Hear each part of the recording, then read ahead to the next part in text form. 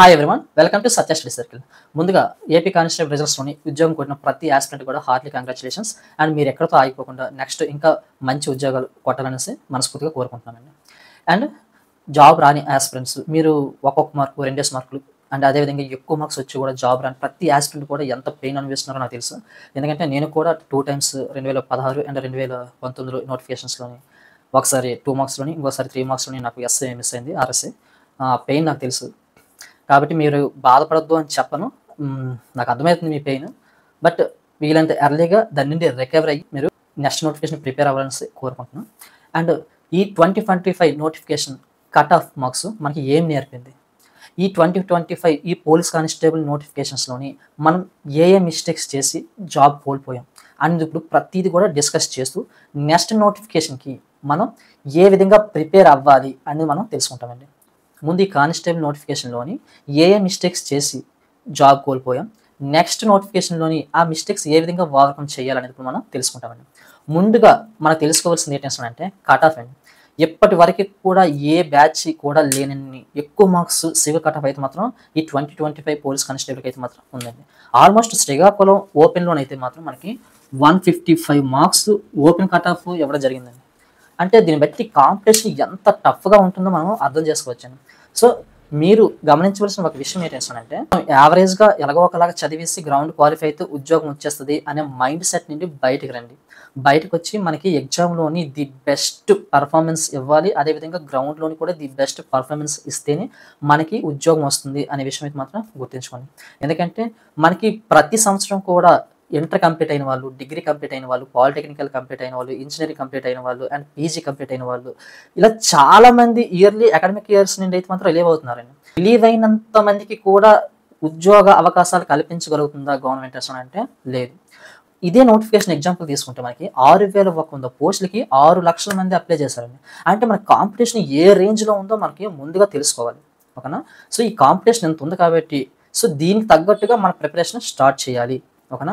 So ఈ cut off అయితే మాత్రం హైగా ఉంటున్నాయి. ఎందుకు అంటే మనకి group 1, group 2 and SS, CGL, banks, RRB and railway ఇవన్నీ పోస్టులు ప్రిపేర్ అయిన వాళ్ళు కూడా మనకి ఈ కానిస్టేబుల్ నోటిఫికేషన్కి అయితే మాత్రం పెట్టడం జరుగుతుందండి. మీరు కేవలం కానిస్టేబుల్ అంటే కానిస్టేబుల్కి మాత్రం చదువుకుంటే సరిపోదు. మీ ప్రిపరేషన్ ఇప్పుడు కూడా హైగా ఉంటేనే ఇప్పుడు నెక్స్ట్ నోటిఫికేషన్లోనే జాబ్ కొట్టగలం. ఈ విషయాన్ని అయితే మాత్రం మీరు మస్ట్ అండ్ షుడ్గా గుర్తుంచుకోవాలి. సెకండ్ పాయింట్ ఏంటి అంటే మనకి 130+ మార్క్స్ వస్తే మనకి ఉద్యోగం కన్ఫర్మ్ అయిపోతుంది అనేసి మీరు భ్రమపడుతున్నారండి. సో చాలామంది ఏం చెప్తున్నారు అంటే మనకి ఈ 4-5 సబ్జెక్టులు గట్టిగా పట్టుకుంటే ఆల్మోస్ట్ మనకి 130 వరకు మనకు మార్క్స్ రావడం జరుగుతుంది. కాబట్టి వీటి మీద ఎక్కువ ఫోకస్ పెట్టండి, మిగతాది పట్టించుకోకపోయినా పర్వాలేదు, మనకు 130 మార్క్స్ జాబ్ వస్తుంది అనేసి అనుకుంటున్నాను. ఈ నోటిఫికేషన్ మీకు అర్థమైంది ఏంటంటే 130 కాదు 137 మార్క్స్ వచ్చినా సరే సివిల్ రాలేని చాలామంది ఆస్పిరెంట్స్ ఉన్నారు. ఇదైతే మాత్రం మీరు మస్ట్ అండ్ షుడ్గా గుర్తుంచుకోవాలి. అర్థమవుతుందా? మీరు అన్ని సబ్జెక్టులు కూడా ఫోకస్డ్గా చదవాలి, అన్ని సబ్జెక్టుల మీద కూడా అవగాహన ఉండాలి. ఇదైతే మాత్రం మీరు గమనించండి, ఓకేనా? మనం 3-4 సబ్జెక్టులు చదువుకొని ఒక 100 మార్కులు 120 మార్కులు వచ్చి నాకు ఉద్యోగం వచ్చేస్తే ఆ రోజులు పోయాయండి. నెక్స్ట్ నోటిఫికేషన్ ఇదే విధంగా నేను ప్రిపేర్ అవుతాను, 3-4 సబ్జెక్టులు ప్రిపేర్ అయ్యి జాబ్ కొడతాను అనుకుంటే మీరు ఏకంగా ప్రిపేర్ అవ్వకపోవడమే మంచిది. ఎందుకంటే నెక్స్ట్ హెవీ కాంపిటీషన్ ఉండబోతుంది. అదైతే మాత్రం మీరు గుర్తుంచుకోండి. అండ్ మూడోది ఏంటంటే కమ్యూనిటీ రిజర్వేషన్ ఉంది కాబట్టి మనకి అట్లీస్ట్ 120 మార్క్స్ వచ్చినా సరే ఈజీగా జాబ్ వచ్చేస్తుంది అనేసి చాలా నెగ్లిజెన్స్గా ఉండేవారండి. సో ఈ నోటిఫికేషన్ ద్వారా తెలిసింది ఏంటంటే కమ్యూనిటీ రిజర్వేషన్ ఉంటే సరిపోదు, కమ్యూనిటీ రిజర్వేషన్లో కూడా హై కాంపిటీషన్ ఉంది అనేసి మాత్రం మీరు గమనించాలి. ఎందుకు అంటే మీకు ఏ కమ్యూనిటీ రిజర్వేషన్ ఉన్నా మీరైతే మాత్రం పక్కాగా చదవాల్సిందే. మీ కమ్యూనిటీ రిజర్వేషన్ అనేది మీకు కొంచెం బూస్ట్ ఇస్తుంది జాబ్ రావడానికి, అంతే తప్పించి కమ్యూనిటీ రిజర్వేషన్ ద్వారా మాత్రమే జాబ్ వస్తుంది అనే అపోహ మాత్రం పక్కన పెట్టేసి నెక్స్ట్ నోటిఫికేషన్కి చదివితేనే జాబ్ వస్తుంది, లేదు అంటే లేదు. ఇదైతే మాత్రం గమనించాలి. అండ్ ఫోర్త్ ఏంటి అంటే ఉండండి, ఓకేనా? ఇప్పుడు చాలామంది ఆస్పిరెంట్స్ నేను మొదటి నుండి చెప్తూనే ఉన్నాను. ఏం చెప్పాను అంటే ఎగ్జామ్ ఒక్కటే బాగా రాస్తే సరిపోదు, గ్రౌండ్ కూడా వేయాలి, గ్రౌండ్ మ్యాక్సిమం ఎఫెక్ట్ పెట్టాలి. ఎందుకంటే మీరు ఎగ్జామ్లో మంచి మార్క్స్ రావాలని ప్రతి ఒక్కరు రాస్తారు. పొరపాటున సివిల్ కానిస్టేబుల్ జాబ్ మిస్ అయినా మీకు అందులో మార్క్స్ ఆఫ్ చేసి గ్రౌండ్ మార్క్స్ యాడ్ చేస్తారు. ఇక్కడ గ్రౌండ్ మార్క్స్ ఎన్ని ఎక్కువ మార్క్స్ ఉంటే అక్కడ మీకు ఏపీఎస్పీ అయినా రావడానికి అంత అవకాశం ఉంటుంది.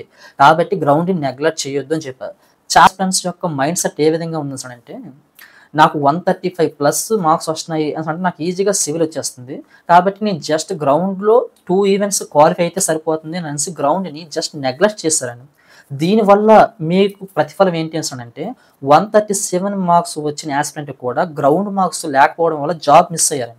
ఇక్కడ 120 మార్క్స్ వచ్చిన వాళ్ళు కూడా గ్రౌండ్‌లోని మంచి స్కోర్ చేసి ఏపీఎస్‌పీ కానిస్టేబుల్ కొట్టారండి. మీరైతే మనకి గ్రౌండ్ నెగ్లెక్ట్ చేయడం వల్ల హాఫ్ మార్క్, 1 మార్క్‌లో పోయింది. సో వీళ్ళందరూ కూడా ఒక్కొక్క మార్క్ ఎంత ఇంపార్టెంటో తెలుసు కాబట్టి నెక్స్ట్ నోటిఫికేషన్‌కి ఎప్పటి నుండి గ్రౌండ్ మస్ట్ అండ్ షుడ్‌గా మంచిగా ప్రిపేర్ అవ్వండి. ఓకేనా? గ్రౌండ్‌లో ప్రతి ఒక్క మార్కు ఎగ్జామ్‌లో 2 మార్క్స్ ఈక్వల్ అనే విషయం మాత్రం మర్చిపోవద్దండి. ఓకేనా? వన్ ఏంటి అంటే సిలబస్. మనం ఏ ఉద్యోగానికి ప్రిపేర్ అవుతున్నామో దాని యొక్క పూర్తి సిలబస్ మనకు తెలుసుకోవాలి. ఎందుకు ఇలా తెలుసుకోవాల్సిన అంటే మనకి ఏం చదవాలో కాదు, ఏం వదిలేయాలో కూడా తెలుసుకోవాలండి. దీనివల్ల ఏంటి అంటే మనకు చదవాల్సిన కాన్సెప్ట్ తక్కువగా ఉంటుంది. మనకి వదిలేసే స్క్రాప్ అంతా కూడా ఎక్కువగా ఉంటుంది. ఎగ్జామ్ చదవాల్సింది వదిలేసి పనికి మన చెత్త అంతా చదువుతున్నారండి.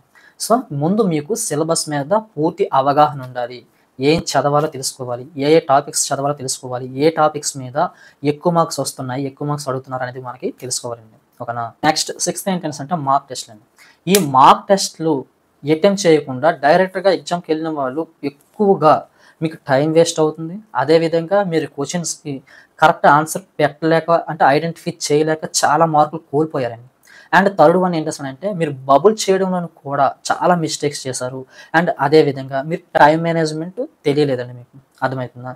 మీరు చాలామంది గమనించి ఉంటారు. కొంతమంది యాస్పిరెంట్స్ 2½ అవర్స్ వరకు కూడా మీరు 60, 70 క్వెషన్స్ మాత్రం అటెంప్ట్ చేసి మిగతాన్ని వదిలేస్తారు. లాస్ట్ హాఫ్ అన్ అవర్‌లోని ప్రతిదీ బబుల్ చేయడానికి ట్రై చేస్తారండి. మీకు ఎందుకంటే మార్క్ టెస్ట్‌లు అటెంప్ట్ చేయకపోవడం వల్ల మీకు ఎగ్జామ్ ఏ విధంగా అటెంప్ట్ చేయాలి, టైం ఏ విధంగా మెయింటైన్ చేయాలి, ఏ సబ్జెక్టులు ముందు టచ్ చేయాలి అనేది మీకు ఏం తెలీదండి. సో ఇవన్నీ ఓవర్‌కమ్ చేయాలంటే మార్క్ టెస్ట్‌లు అటెంప్ట్ చేయాలి నంబర్ ఆఫ్ టైమ్స్.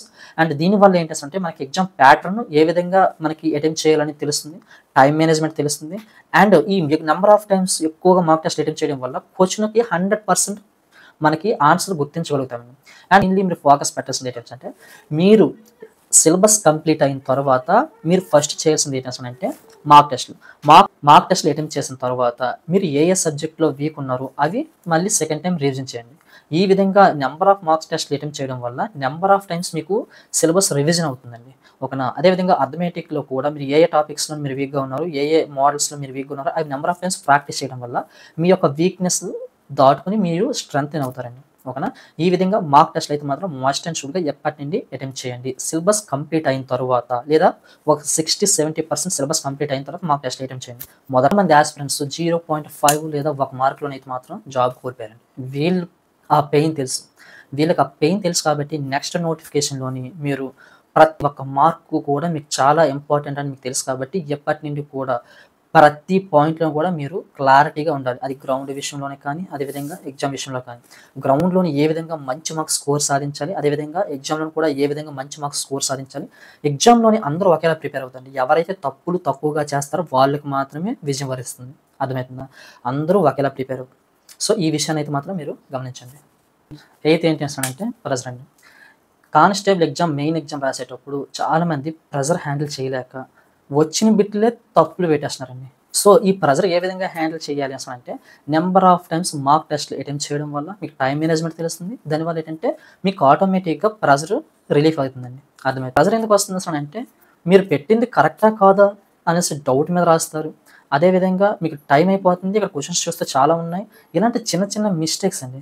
అర్థమవుతుందా? ఇవన్నీ కూడా మీకు ఎక్కడ రెక్టిఫై అవుతాయి అంటే సిలబస్ అంతా కంప్లీట్ చేసి వాటిని మార్క్ టెస్ట్‌లు ఎక్కువ అటెంప్ట్ చేస్తే సరిపోతుందండి. ఈ ప్రెజర్ ఎందుకు వచ్చింది అంటే మీరు ఈ కానిస్టేబుల్ లెంగ్తీ ప్రాసెస్ అండి. మొదటి రోజు ఏ విధంగా ప్రిపరేషన్‌కి మీ బ్రెయిన్ స్టార్ట్ అయిందో లాస్ట్ రోజుకి వచ్చేటప్పటికి కూడా మీరు అదే ఫోకస్డ్‌గా ఉండాలండి. ఎందుకంటే మీరు చాలామంది యాస్పిరెంట్స్ గమనించినట్లయితే మీరు స్టార్టింగ్‌లోని బాగా ప్రిపేర్ అయ్యి తర్వాత కొన్ని కారణాల వల్ల పోస్ట్‌పోన్ అయితే వదిలేసి మళ్ళీ ఈవెంట్స్ ఎప్పుడొస్తాయా అని చూసుకొని మళ్ళీ ఈవెంట్స్ అయిన తర్వాత అప్పుడు చూద్దామని అనేసి ఈవెంట్స్ కూడా సరిగ్గా ప్రిపేర్ అవ్వక అండ్ ఈవెంట్స్ అయిపోయిన తర్వాత మెయిన్స్ ఎగ్జామ్‌కి ఆ 1 మంత్ లేదా 1½ మంత్ ఈ 1½ మంతే చదివి సిలబస్ పూర్తి కంప్లీట్ చేయక మార్క్ టెస్ట్‌లు అటెంప్ట్ చేయక దేని మీద నాలెడ్జ్ లేకుండా ఈ ప్రెజర్ అంతా ఈ విధంగా వచ్చిందే. మొదటి నుండి కూడా కన్సిస్టెన్సీగా ఎవరైతే ప్రిపేర్ అయ్యారో వాళ్ళకైతే మాత్రం జాబ్ రావడం జరిగింది. కానీ ఇప్పటికిప్పుడు ఈ లాస్ట్ 1 మంత్ కూడా ప్రిపేర్ అయిన వాళ్ళకైతే మాత్రం ఎవరికీ కూడా జాబ్ రాలేదండి. ఓకేనా. సో మొదటి నోటిఫికేషన్ రిలీజ్ అయినప్పటికీ అండ్ లాస్ట్ కంప్లీట్ అయ్యేటప్పటికి మధ్యన మీ మైండ్ సెట్ ఒకేలా ఉండాలి, మారకూడదు. కన్సిస్టెన్స్గా మీరు ప్రిపరేషన్ అయితే మాత్రం కొనసాగించాలండి. ఇంపార్టెంట్ పాయింట్ ఏంటంటే కొంతమందికి అర్థమెటిక్ అంటే ఎక్కువ ఇంట్రెస్ట్ అండి. వాళ్ళు ఓన్లీ అర్థమెటిక్ రీజనింగ్ మాత్రం ప్రాక్టీస్ చేసి ఈ జనరల్ స్టడీస్ అంతా వదిలేస్తున్నారండి. ఓకేనా. సో ఇది కూడా చాలా తప్పు. అన్ని సబ్జెక్టులు కూడా ఈక్వల్గా మనం చదువుకోవాలి, అర్థమవుతుందా. అండ్ నెక్స్ట్ ఇంకోటి ఏంటంటే కరెంట్ అఫైర్స్ అండి. కరెంట్ అఫైర్స్ వదిలేసి చాలామంది జాబ్ కోల్పోయిన వాళ్ళు ఉన్నారండి. ఎందుకంటే కరెంట్ అఫైర్స్ మనకి మేజర్ రోల్ ప్లే చేస్తుంది జాబ్ రావడానికి. అది ఎప్పటి నుండి చదవాలి ఏంటి అని అనేది next constable and SA preparation ఏ విధంగా చేయాలనేది ఒక వీడియో చేస్తాను. ఓకేనా. బస్సు ఎన్నిసార్లు రివిజన్ చేస్తే మనకి ఆ సబ్జెక్ట్ మీద అంత అవగాహన వస్తుందండి. మరి చాలామంది చేసిన మిస్టేక్ ఏంటి అంటే ఒకసారి ఆ సబ్జెక్ట్ కంప్లీట్ చేస్తే పక్కన పెట్టేస్తారు, ఆ సబ్జెక్ట్ అయిపోయింది కంప్లీట్ చేస్తాను. ఇది తప్పు. ఒక సబ్జెక్టు ఒకసారి కంప్లీట్ చేసిన తర్వాత దాన్ని నెక్స్ట్ టైం వీలైనన్ని ఎక్కువ సార్లు రివిజన్ చేస్తే మనకి సబ్జెక్ట్ మీద పట్టు ఉంటుందండి. ఓకేనా. ఇలా రివిజన్ లేక అక్కడికి వెళ్ళిన తర్వాత ఎగ్జామ్కి అటెంప్ట్ చేయలేక చాలామంది జాబ్ కోల్పోయారు. ఓకేనా. నెక్స్ట్ నోటిఫికేషన్కి అయితే మాత్రం మీరు ఇలా చేయొద్దు. నెక్స్ట్ ఏంటంటే నోటిఫికేషన్ వచ్చిన తర్వాత ప్రిపరేషన్ స్టార్ట్ చేద్దామని చాలామంది ఉన్నారండి. మీరు గమనించవలసిన విషయం ఏంటంటే నోటిఫికేషన్ వచ్చేటప్పటికల్లా మన సిలబస్ అంతా కంప్లీట్ అయిపోయి రివిజన్స్ కూడా కంప్లీట్ అయిపోయి మార్క్ టెస్ట్లకి అటెంప్ట్ చేసే విధంగా ఉండాలి. ఈ విధంగా ఉంటేనే ఇప్పుడున్న కాంపిటీషన్లోని మీరు పోటీ తట్టుకొని మీరు జాబ్ కొట్టడానికి అవకాశం ఉంటుంది. నోటిఫికేషన్ ఎప్పుడు వచ్చినా సరే మీరు ఎగ్జామ్ రాసే విధంగా ఉండాలి తప్పించి నోటిఫికేషన్ వచ్చిన తర్వాత ప్రిపరేషన్ స్టార్ట్ చేద్దాం ఈ మైండ్ సెట్ అయితే మాత్రం మీరు పక్కకు పెట్టండి. ఎందుకంటే 2025 AP constable cut off marks చూసి మీరు నోటిఫికేషన్ వచ్చిన తర్వాత ప్రిపరేషన్ స్టార్ట్ చేస్తారు, నోటిఫికేషన్ రాకముందు కోర్స్ కంప్లీట్ చేసి రివిజన్ చేస్తారనేది మీ మైండ్ సెట్ వదిలేస్తున్నారు. మంది సార్ జాబ్ కోల్పోయిన ప్రతి యాస్పిరెంట్ కూడా మనకి ఈ గ్రౌండ్ మార్క్స్లోనే పోయారండి. ఈ గ్రౌండ్ 3 ఈవెంట్స్ కంప్లీట్ చేయక లేదా 3 ఈవెంట్స్ కంప్లీట్ చేసినా సరే ఎక్కువ మార్క్స్ రాక మెయిన్స్లో ఎక్కువ మార్క్స్ వచ్చినా సరే అక్కడ కట్ ఆఫ్ సివిల్ కట్ ఆఫ్కి సరిపోక అండ్ దాన్ని ఆఫ్ చేసి గ్రౌండ్ మార్క్స్ లేక ఉద్యోగాలు కోల్పోయారండి. ఎందుకంటే ఒక అభ్యర్థికి 137 మార్క్స్ వచ్చి కూడా సివిల్లో మిస్ అయితే తనకి మినిమం ఇందులో ఒక 60 మార్క్స్ 65 మార్క్స్ అయినా సరే గ్రౌండ్ ఉన్నట్లయితే తనకి ఏపీఎస్పీ పక్కాగా వచ్చేది.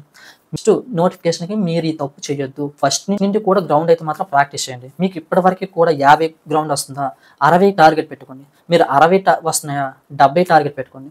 అది మ్యాక్సిమం మార్క్స్ మీరు గ్రౌండ్లోనే తెచ్చుకున్నట్లయితే మీకు జాబ్ వచ్చే ఆపర్చునిటీ ఇంకా ఎక్కువ ఉంటుంది. సో అభ్యర్థులందరూ కూడా గ్రౌండ్ మీద కూడా ఎక్కువ ఫోకస్ పెట్టాలి. లాస్ట్ టైం చేసిన ఈ మిస్టేక్ నెక్స్ట్ టైం అయితే మాత్రం మీరు చేయొద్దు.